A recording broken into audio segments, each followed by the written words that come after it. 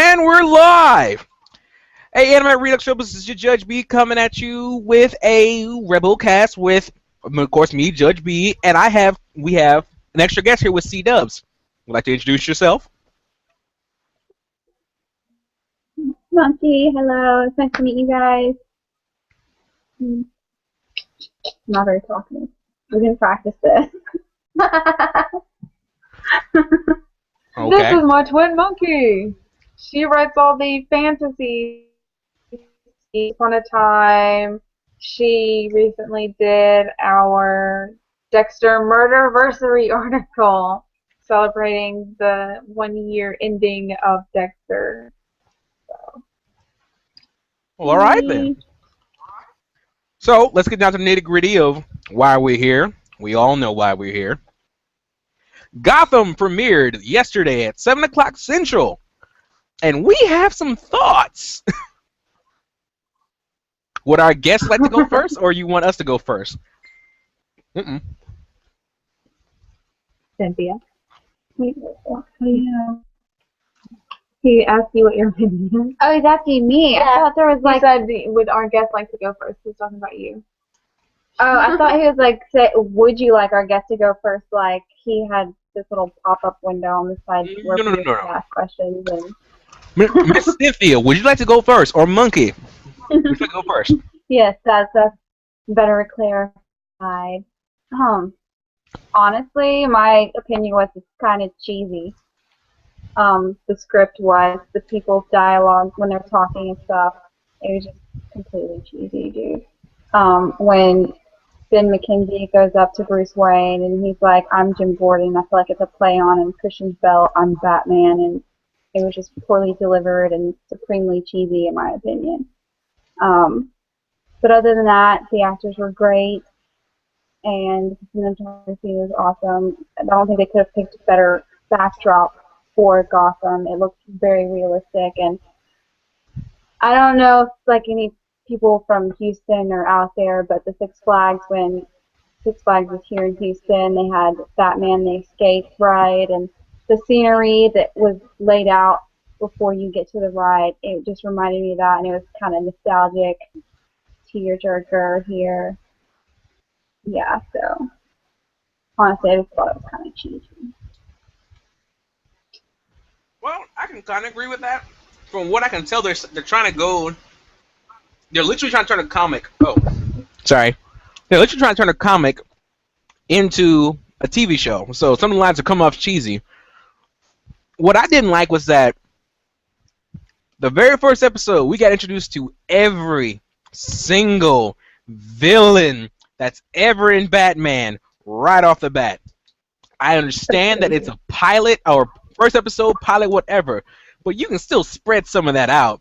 I mean, the very first character we see is obviously Catwoman. I mean, Yeah.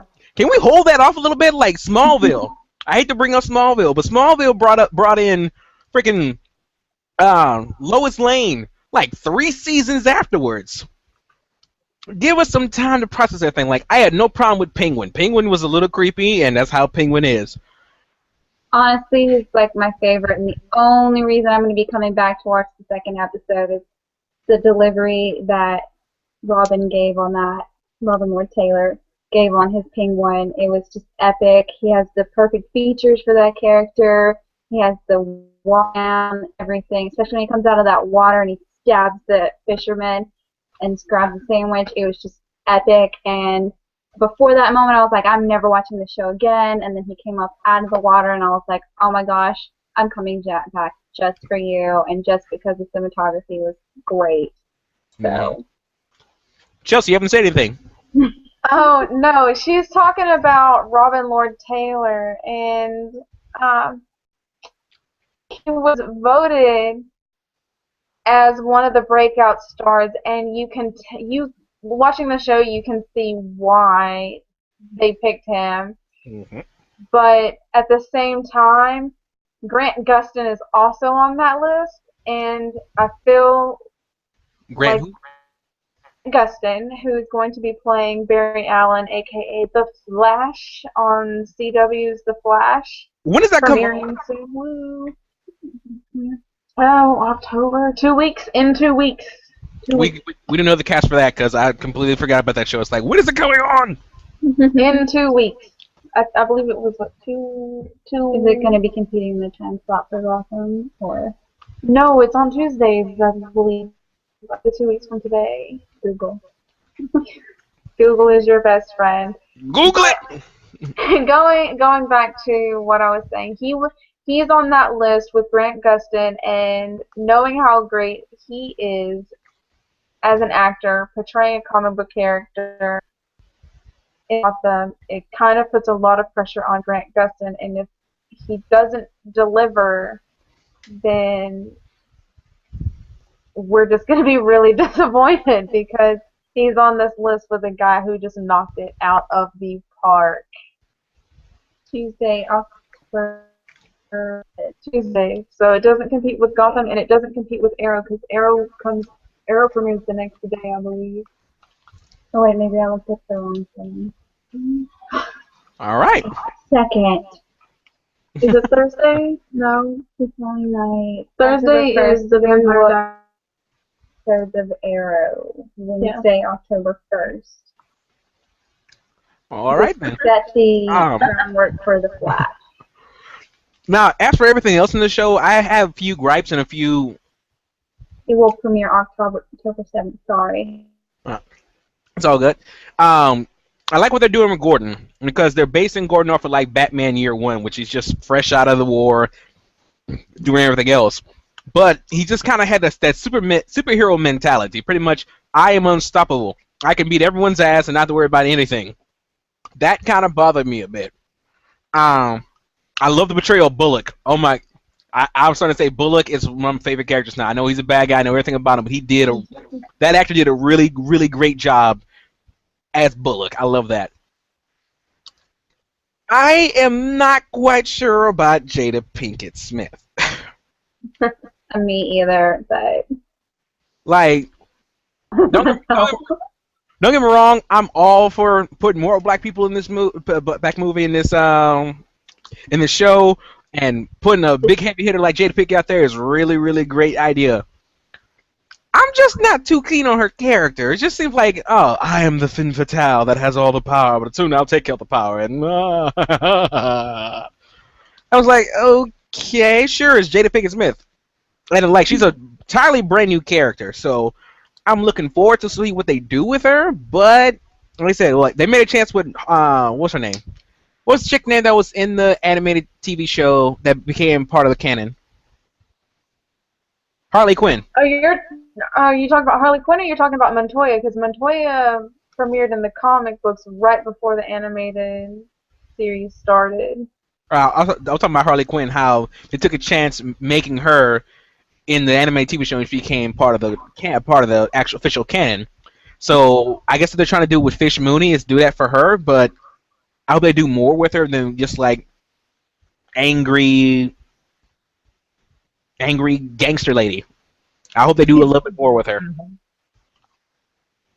I think that the character that she plays is really, really vicious. I mean, she beats Oswald Cobblepot's legs to the point he actually does end up looking like he walks like a penguin. They never say why they even call him Penguin, but she makes his name stick more than anything else. And I think that that's a huge impact on him and the way that his characters play throughout the season. And it says a lot about what we can expect out of her character, because in the beginning of the episode, she kind of pretends like she's good and she's gold and that she's not evil or bad. You know that she is from the commercial and everything, and that she's hanging out with Bullock, which if you read the comic books, you know how corrupt he is. Then you get the more into the episode, you see just like little by little, you see more and more and more of how ambitious and how she takes things out on people. I mean, the first time you see her, she's beating up a guy, but Oswald does more damage to that guy than she actually did. So you see a lot about his restrained anger and how much he wants to be on top, but you don't see how much she wants to be on Oswald up later. True. Oh god, that just reminded me too of how they obviously show Joker.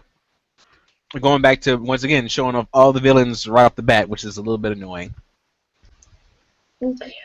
I don't know. There's debate on whether or not that comedian was the Joker or not, and I can understand where everyone's doubts are coming from, because if you look at the origin story for the Joker, Well, one of them.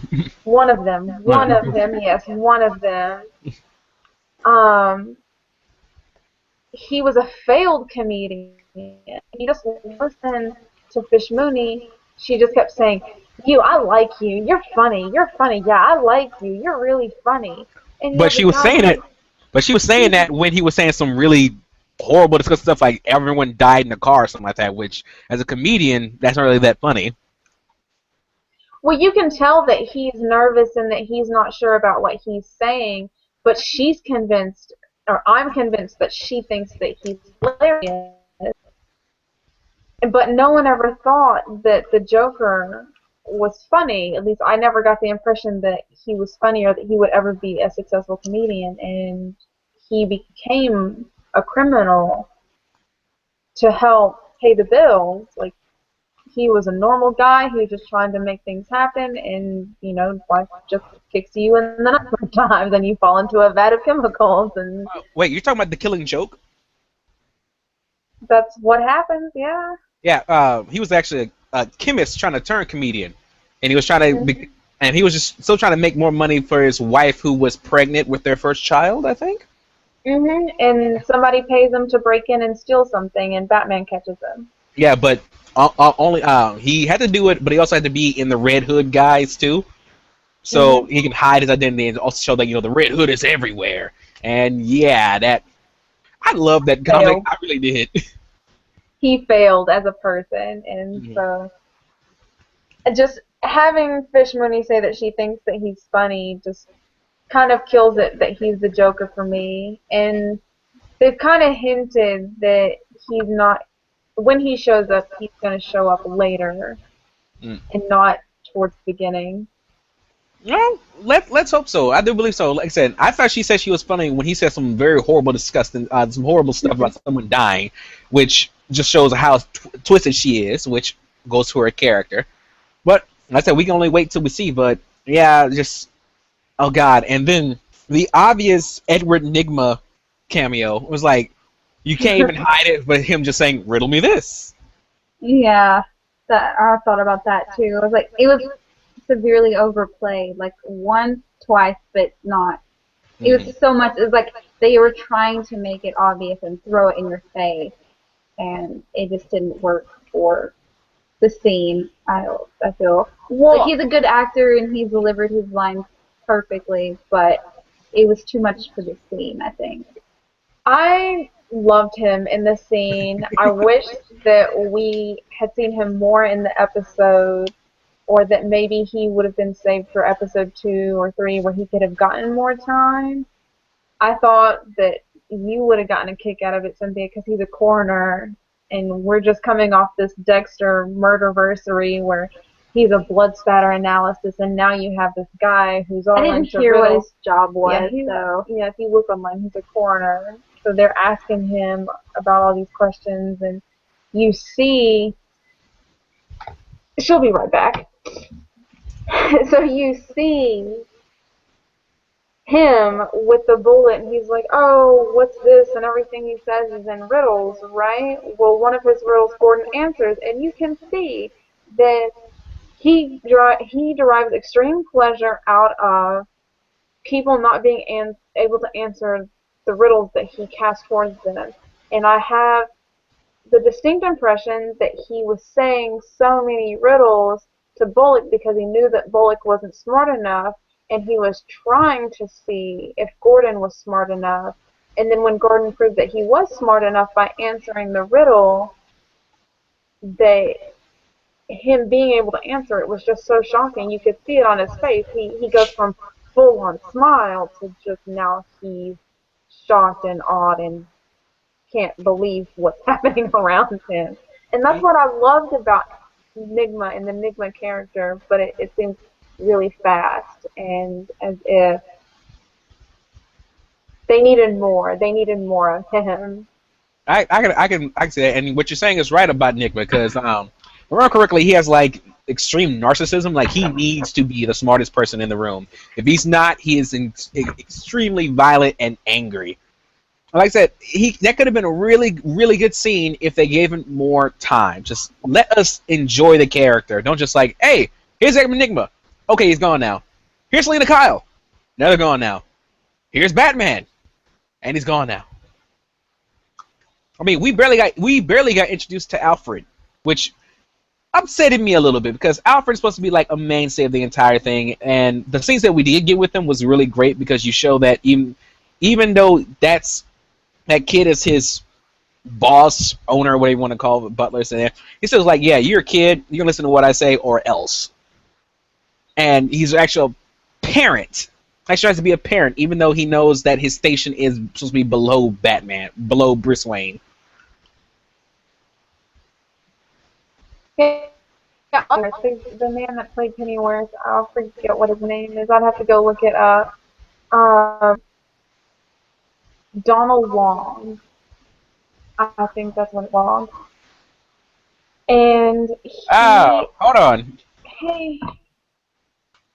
That's a no.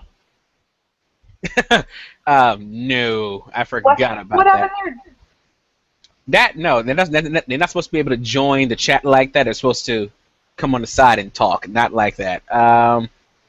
Still, crap. Justin, I know you're still watching. You can't join the chat. Don't. Let me see if I can fix this. Sorry about that. That is a homeboy of mine. I am so sorry. Where were we? Donald Wong. Yes, as, Alfred. Alfred Pennyworth. You can tell that he himself has more of that militaristic background. Like, if you've watched Beware the Batman, he's more of that type of Alfred. Wants to protect Bruce, wants to raise Bruce. Knows Bruce is going through something really hard, but that Bruce also needs to be strong and at one point tells Bruce not to let the public see him cry. And it's really an attest to who Bruce is going to end up becoming. He's going to end up with this dual identity, and he's going to need to not have his emotions weigh him down so much. He's going to need to be able to think and to investigate and to do all these things. And I think that Alfred is the type of Alfred that you would have that would teach you how to keep control and to keep a cool head and the facts. And I'm not going to say be emotionless, because Bruce obviously has great emotion whenever it comes to making sure that people can get justice and that villains and stuff get what they deserve, if you want to call them villains.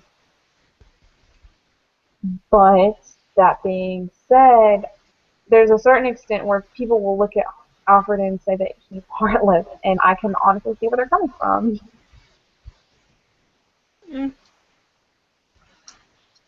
Because I think he's probably hurting not as much as Bruce, but he's still hurting on the inside. But he still has to be that father figure. He has to be there because there's no one else for him right now. And it also shows that, you know, what was it? One of my favorite things. Oh wait, things not changing. There we go. Things just going crazy. That's better. One of my favorite things about Alfred when I was watching was, like, you know, no matter how upset or angry Batman would get with him, something like, he always had a snarky remarks like, yeah, you're Batman, I'm Alfred, I really don't care what you have to say. If you're wrong, I'm going to tell you you're wrong, no matter how much you think you're right. And I think this is starting the dynamic of their relationship, because, like, you know, he even tells him, like, you know, you think I haven't told him that he shouldn't do stuff like that, but he doesn't listen. But he still doesn't say you should go about and do what you want to do. So he goes and try to be that father figure still, while still trying to keep that connection of I lost my train of thought. I had a train of thought and just got derailed. Sorry. Well, talking about father figures, there's a point in the episode towards the end where Bruce is standing on the top of the Wayne Manor, and Alfred just walks out and starts yelling, "Oi! I told you not to do that. Get down. Get your arse down here right now." And that kind of leads into that whole father figure that you're talking about. Hold on a second. Oh, gotta fix things. Okay, I fixed it to where if somebody joins again, the camera doesn't come up, but they can still join the chat.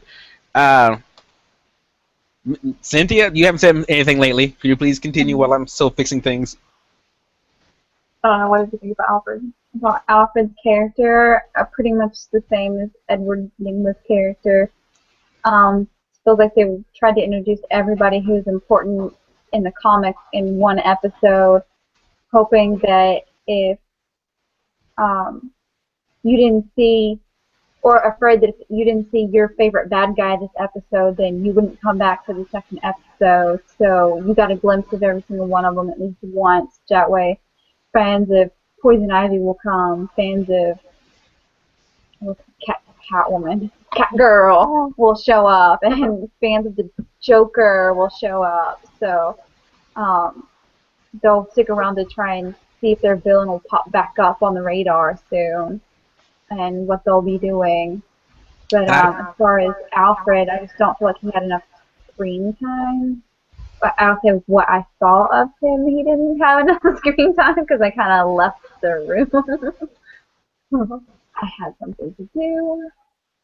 And I will rewatch it, and we will probably do a re-review of it at some point. So, yeah. So should we make this into like a weekly thing of our discussion over these shows? Probably, yeah. I could be down. Let's take a vote quickly and just like run through the characters and just say this person should have or should not have been in this episode, and we'll start at the very beginning. Catwoman should have or should not have. I'm going with should not have been in the episode. Should not. Should not. Cynthia? Should not. Or should have. It's okay that she was. It kind of like gives you a sneak peek into the underbelly a little bit, but her being there didn't really progress the story. It was more of just an Easter egg. So no, she shouldn't have been there. I mean, she just took up valuable screen time that should have been attributed to a different character. Here's what she did. She ran across some rooftops. She stole some milk. She stole a wallet. She witnessed a murder. She went to a funeral, and then she cased Wayne Manor like she was fixing to steal something. That's it. That's all she did. Which bothers me. Why was she even there? Why did the writers think that they needed Selena Kyle there to when Thomas and Martha Wayne died? Like, what was the point of having her there? I don't know. I'm guessing we're gonna find out. Yeah. Because episode 2 is named Selena Kyle, so the next episode is pretty much all about her. We can hope. It's all about her. We can hope for it. We'll find out more about her or something. Next character. But so we say that Selena should not have been in it. Gordon, the show's about Gordon, so we kind of say he has to be in it. Yes. Bullock is his partner, kind of has to be in it. Sarah Essen, the captain. Could the captain have waited till episode 2 or 3? No.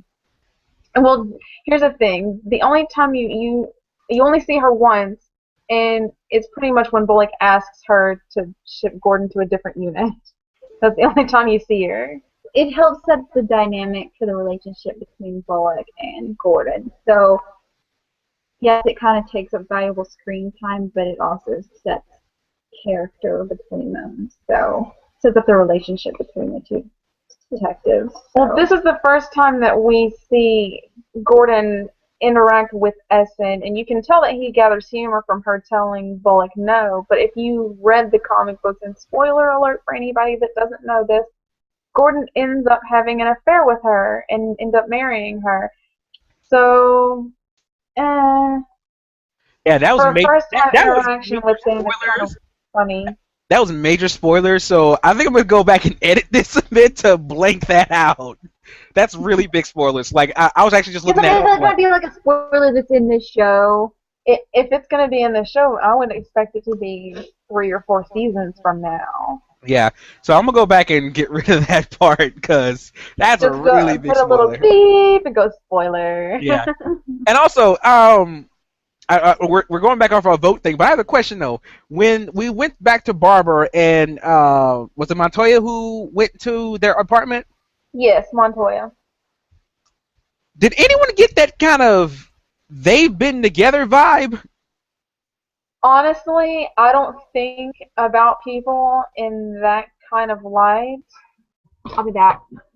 Okay. I don't think about people in a sexual type relationship whenever I see them on screen.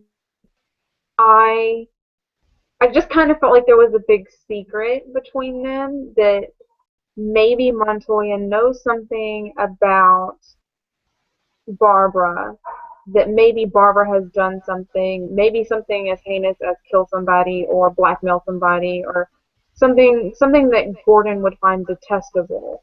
Mm. And I don't know that a lesbian relationship with somebody would be detestable. I don't foresee Gordon leaving her because she may or may not have had sexual relations with Montoya. I just don't see that happening. I don't see what that big deal would be. I mean, I understand where the implication would be coming from whenever she says, "Well, does he know you like I know you?" But like I said, I don't think of things in a sexual type manner.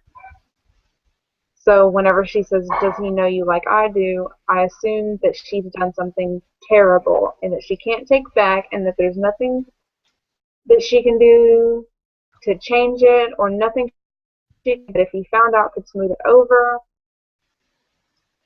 And I'm just waiting to find out if she had a bisexual relationship or if she killed somebody or blackmailed somebody or did something that that we can't possibly fathom her doing. Well, that just shows where my mind is. I automatically went to, oh, they were lesbians. Okay, moving on. No, my only implication of anything sexual throughout the entire episode was when Mooney kept kissing Bullock. So I feel like they might have something going on or had something at some point. Yeah, but she was real quick to say, hang him up. Like, okay. Yeah, well, that shows you how fast a woman can turn on you too. So, I'm not especially if it's the saying. mob boss. I'm not Hey, saying. I'm a woman and I said it. Women are the devil. They will stab you in the back, but you know what? There are men that will do just the same thing. So feel free to edit anything that you don't like me saying. I'm just laying it out there for you. Men and women are still people, and they'll all do the same thing. Hold on. No one's posting any questions. We don't have any viewers. We don't have any viewers. Yeah, they have that questions. Like I said, this is kind of impromptu, so no one knew about it, so no one made time to, sit down and chat with us. So, um, going back to characters who did not need to be there. Edward Nigma, did he really need to be in this episode? I think that if he was going to be in this episode, we should have seen more of him, but we didn't. And online it says that he's a coroner, but maybe he's more of a ballistics expert. Maybe he just knows a lot about guns because he knew a lot about that gun. He knew that the ammo was really expensive. He knew what kind of gun it was shot out of. He knows that whoever shot the gun and killed the Wayne was not some petty thug, but he doesn't want to stand up and say it for some reason. Mm. I would go with could have probably waited till episode 2 or 3. Maybe they could have found another way to um, use him in this episode. what I'm hoping they do is that, since we already see that he really does not like that Gordon answered his riddles, that every single time he comes around and says a riddle, expect no one to get it, and Gordon gets, you can see slowly and slowly how he gets just angrier and angrier, and it's like, would you please shut up and let me be smart for a second? Like, I want to see that happen. Where the characters came in. Poison Ivy. Nope. Did not need to be there. Not at all. Why? I think that they needed Pepper. Obviously, they needed Pepper, and obviously, they needed somebody to answer the door. But I think that his wife could have answered the door, and it would have the same way. When she answered the door, yes, we established that her dad's not the nicest of guys, but she really didn't serve a purpose. And later, she just kind of like a canary or a mockingjay almost. Like she's not really Pamela Isley. I don't get that Pamela Isley vibe. I just get this dejected child. She could have been named anything, and we would not have cared about at all. I don't think that she should have been in this episode. It's just a waste of a character, but something will happen with her. Um, well, we can't say Joker because we don't know if it's really him or not, so we'll leave that out. Penguin needed to be in this episode. We are. I'm sorry, I have to agree with your sister. Like Penguin kind of pretty much made this episode. Him and Bullock and not Bullock. Him and Gordon pretty much made this episode for me. Like I liked it. It was. I agree with that. It's like Monkey was saying earlier, just when he comes up out of the water, you see that fisherman, and the fisherman's looking around and sees them, and you get the vibe that he's about off the penguin, but he doesn't even get the chance because the penguin, I'm gonna guess, cuts his throat, grabs something and cuts his throat, and then just the way he eats the sandwich, I almost get that Danny DeVito penguin, just nasty, dirty, almost like he is that sewer penguin that we've seen. We can compare the types of penguins that we've had, but I think that this penguin is totally different than the other ones that have been in previous ones. You've got the one that we saw Fergie's, I think it was, in the 60s. So it was just amazing, and I believe he's the one that made the whole famous, right? I kind of want that to happen. I want to go. Just a little bit. I just want one, just one. After that, I'll be totally happy. You can do anything you want with penguins. But I do have a question though. While I understand that all stuff just happened to him and he just pulled out of the water, why did he have to kill the fisherman? Like, there was no questions. There was no him like, oh, hey, how are you doing? It's like, are you okay? Slice, slice, slice. Like, okay. You could have just stole it, popped him, and walked away. No, you just had to cut his throat. It's a bit weird. It's like, I imagine he's feeling quite powerless. For all intents and purposes, everybody thinks that Gordon is him, so he's got nothing to lose. Looking at it from the outside, it just looks like somebody killed an old fisherman, but somebody else could look at it and it could be some serial type thing that's getting started. If you look at some of the things that are being said online, he's gonna work his way back to Gotham at some point. of course.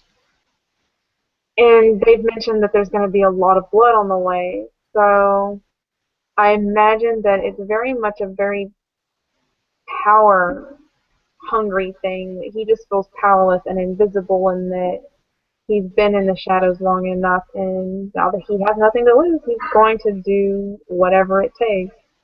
He doesn't have anybody that he's afraid of anymore. He's dead. What does Gotham care? What does Gordon care? What does Mooney care? He's dead. I go with that.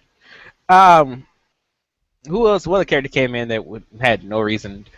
Well, Bruce had to be there, and Martha and then. Oh, theories on who killed Martha and Thomas Kent.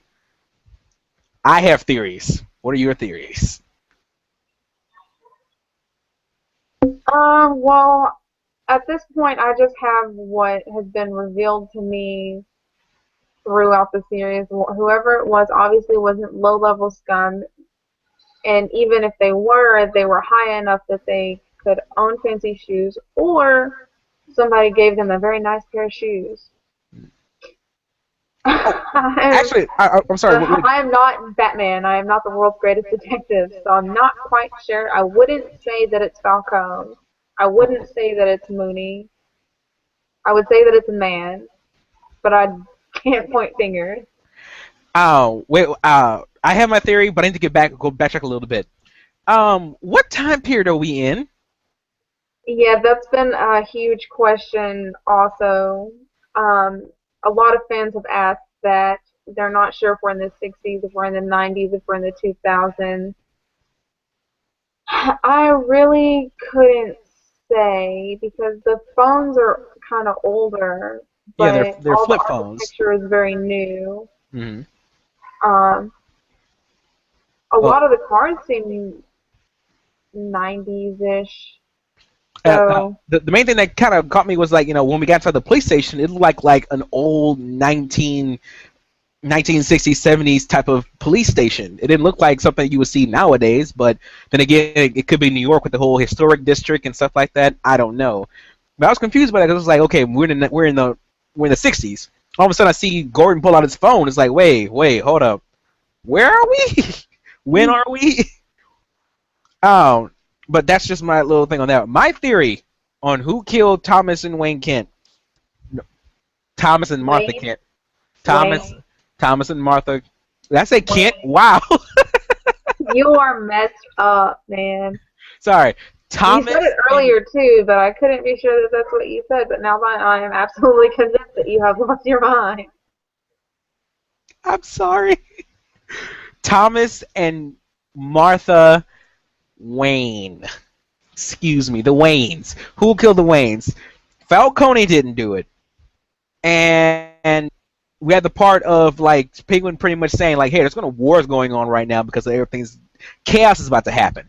And even Falcone says, "Hey, chaos about to happen. I'm trying to keep things in line because it's not gonna happen." There's always been one character who's always wanted chaos and destruction to happen in Gotham to reform it. I think they're gonna introduce Ra's al Ghul in this series. Oh man, really big. We know that he's coming to the Arrow this season. I don't know. I don't know if Fox has the rights to Ra's. If they do, we'll probably see him at some point. But if they don't have the rights, we won't see him. I can.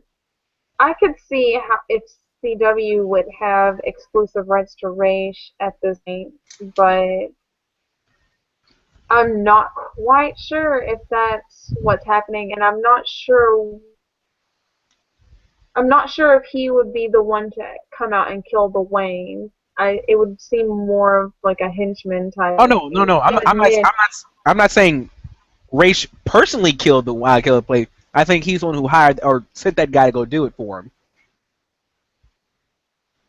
Well, they're notoriously shadowy. Like he employs a lot of people that don't seem. Um, whoever did this wanted. I feel like whoever did this wanted Bruce to see and wanted there to be this of some kind Hmm. to kind of tell the public, hey, this is what happened, and maybe to scare the public into rallying or not rallying.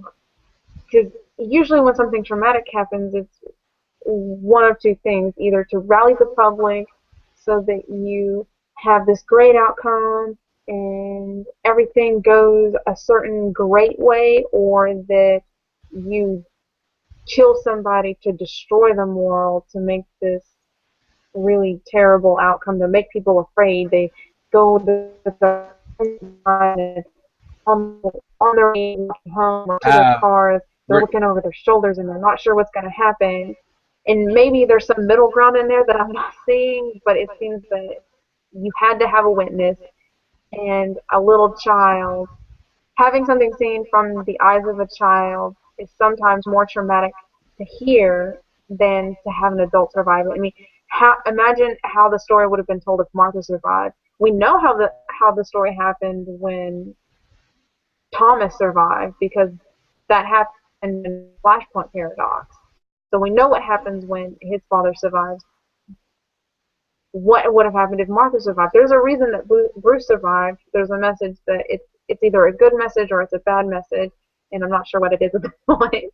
well, there is a comic to where only Bruce died, and Martha and Thomas actually survived, and they split to where Martha became the Joker. Flashpoint. She became Joker in Flashpoint? I believe she became Joker in Flashpoint. I thought it was a what if thing that happened. One scene, one scene with Batman beating up. It was a female Harley Quinn, but I'm not sure what the identity of that Harley Quinn was. But it was very clear that Martha was Joker or Joker. Like, she was just crazy. She saw her son die and she went crazy. Was she wearing a white suit? Well, okay, I just have to watch it. That's what I have to do. I have to watch it and see for myself. But as I said, I still think it's race, mostly because I know that the League of Assassins usually send like this really creepy ne'er do well that does things in a secret. But if you want to incite a riot, you don't send a quiet assassin to kill somebody. You want to incite a riot, you kill them with the regular way people think, because you will think, oh, it's just a random thug. Crime is getting out of control. Police start cracking out on the crime lords. The crime lords start cracking back. And complete chaos happens, destruction. Ra's al Ghul comes in to save the day. Well, if you go with the movies, his goal was never to save the city; it was to destroy it and then kind of rebuild it. Yeah, no, that's what I mean. That's his way of saving Gotham. Gotham is destroying it and rebuilding it. Which I don't know why he has such a fixation on Gotham, but it's there. But I found that notation for you. Flashpoint. In the alternate universe of Flashpoint, Martha Wayne becomes the Joker after Bruce Wayne is shot by Joe Chill. Okay. Then, yeah. I'm wrong. Well, no, I'm right. Yeah, that happened in the Paradox. I need to watch the Paradox. That's what I need to do. I just need to do that. Yeah. I don't know who that Harley is. Maybe it's the same Harley. Maybe it's still Harleen. I don't know. No clue. But all in all, like for a first episode, it's okay. It kind of reminds me of the same thing when I saw Agents of Shield. It's like it seems okay. I'll watch it again later. Although I never watched another episode of Agents of Shield. But I feel like I can watch this show some more and see what goes wrong with it. I'm gonna give it the basic 5-episode thing to get me hooked. If you don't get me hooked in 5 episodes, then you're not good enough for me. That's usually my theory.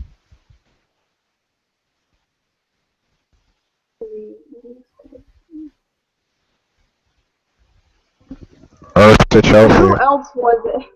Who else can we vote on? There was Moody, Gordon, Bullock, Pepper. I think we needed Pepper's father. Was Mario Pepper? I think we needed him. It kind of really showed.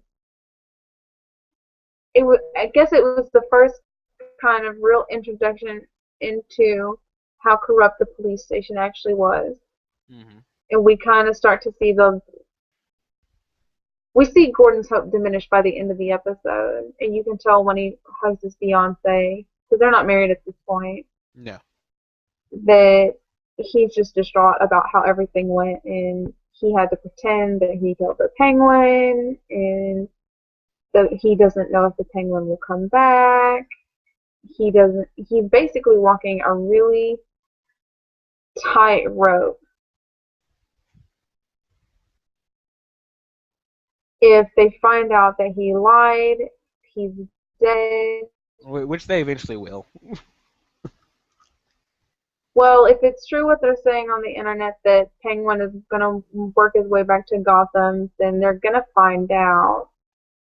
But until they do, pretty going to use his his mask. I'm going to call it that, his mask.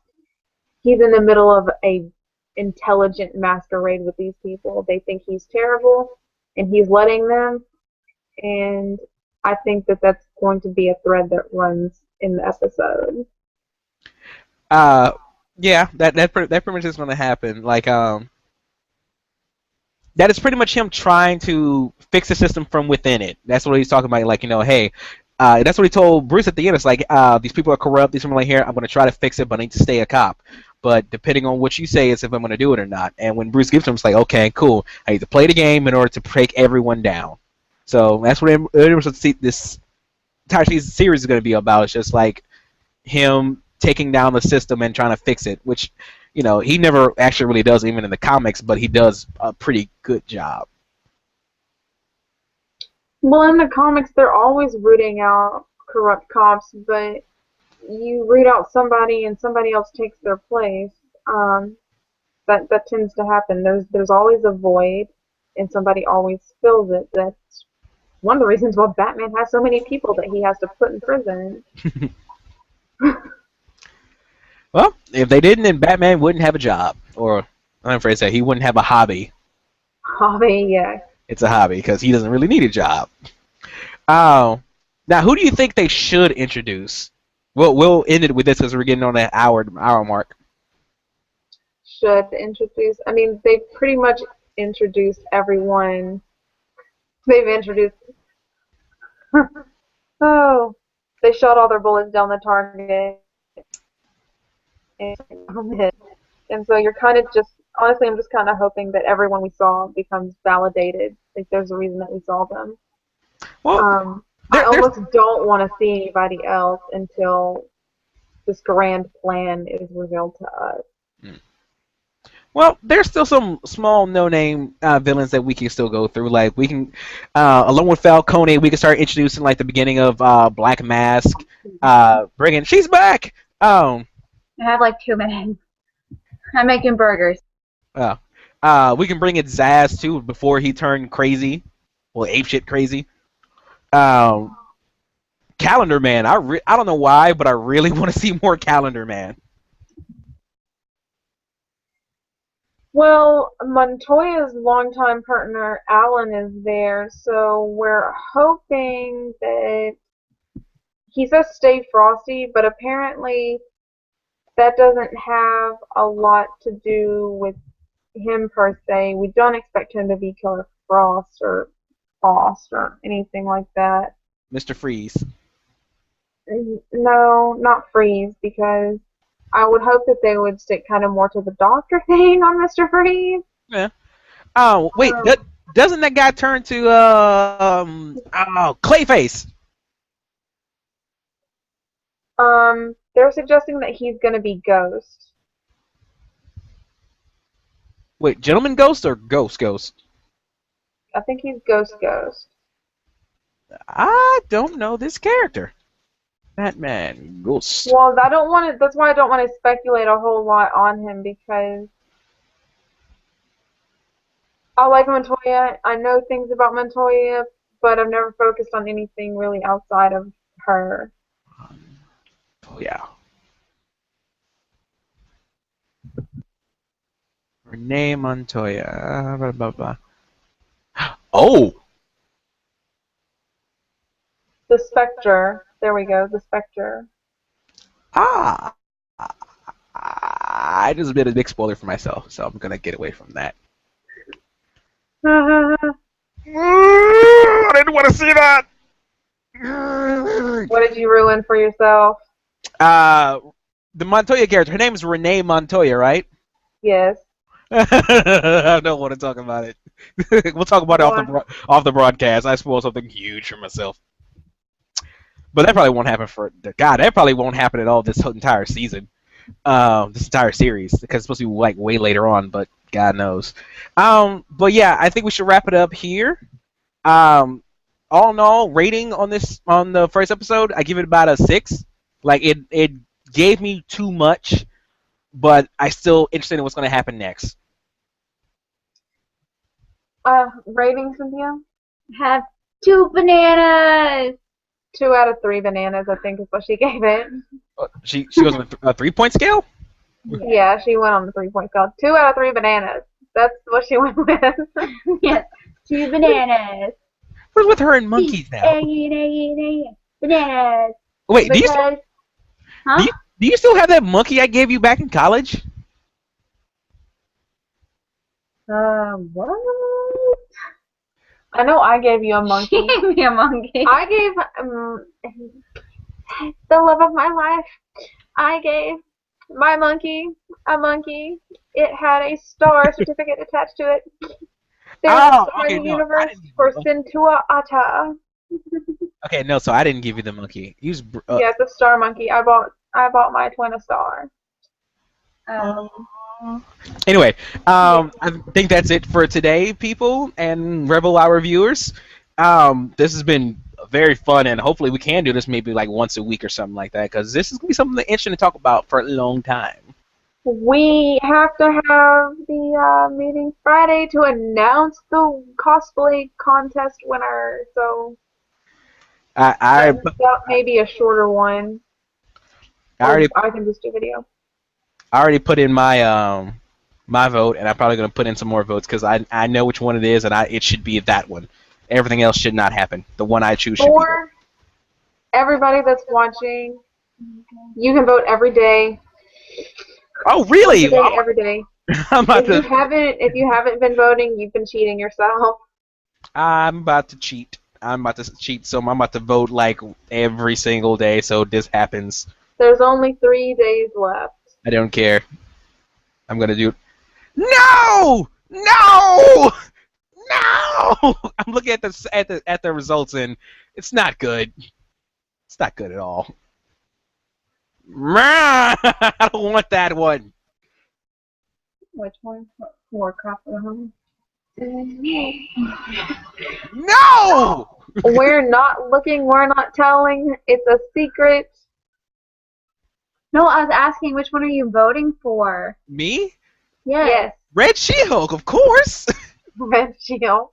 Yes. I'm with you. That's one of the ones I'm voting for too. So we'll see who comes out on top. Well, according to the friggin' poll. Don't ruin stuff for people. You just bleeper that out, okay? I'm not saying who won. I'm just simply saying it's not the one I want that's currently winning. You can, okay, look. People are obviously not reading the rules. You can vote every day, once a day, for as many designs as you want. So if you like Red She-Hulk and you like Mara and you like Alice or Supergirl, you can vote for all of them. Just click all of them and hit vote. There's hardly any rules. Vote every day, once a day, for as many as you want. Okay. I'll start voting every single day I can, even though I only have 3 days left. Hold on. You can also vote for multiple devices. Hint. Cynthia. Look at that. 3 days, 22 minutes and 58 seconds. Who shall win? Da, da, da. Anyway, I'm Judge B. This has been a Gotham review. I have been joined by the lovely twins, Miss Monkey, Viper. We'll see you guys later. Hopefully we'll see you next week for next Gotham review, and we'll see you Friday for the cosplay results. Have a good day, y'all. Keep it epically real.